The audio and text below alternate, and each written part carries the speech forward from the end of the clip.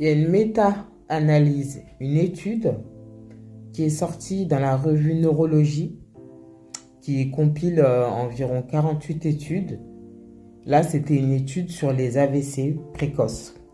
Alors, ils ont pris 17 000 patients qui avaient subi des AVC et 600 000 patients sains, témoins, qui, eux, n'avaient rien eu.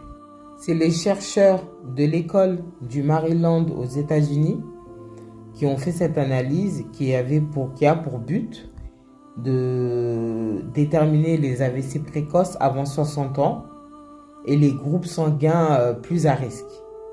Alors, il a été révélé que les groupes sanguins A, du groupe A, ont 16% de plus de risque d'avoir des AVC précoces avant 60 ans. Et que les groupes sanguins de type O, les groupes sanguins O, eux, avaient 12% de risque inférieur d'avoir des AVC précoces. Alors, il est bien indiqué qu'il n'y a pas lieu de s'inquiéter. Faut pas paniquer, mais c'est une réalité. Ceux qui ont le groupe sanguin A ont plus de possibilités d'avoir des AVC précoces. Sachant que, en fait, j'en parle parce que il y a de plus en plus d'AVC et aujourd'hui, il n'y a pas d'âge. On va pas se mentir, il n'y a pas d'âge. Donc, vous pouvez faire un bilan prévention qui est pris en charge en totalité par la sécurité sociale.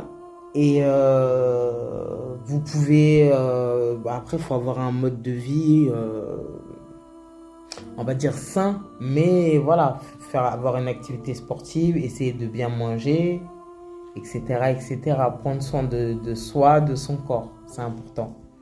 Parce qu'aujourd'hui, tout ce qu'on mange, c'est des facteurs à risque. On ne va pas se mentir. Donc, il faut vraiment faire gaffe à notre santé aujourd'hui.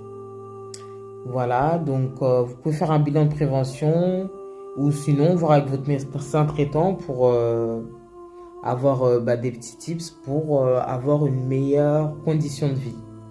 Allez, prenez soin de vous.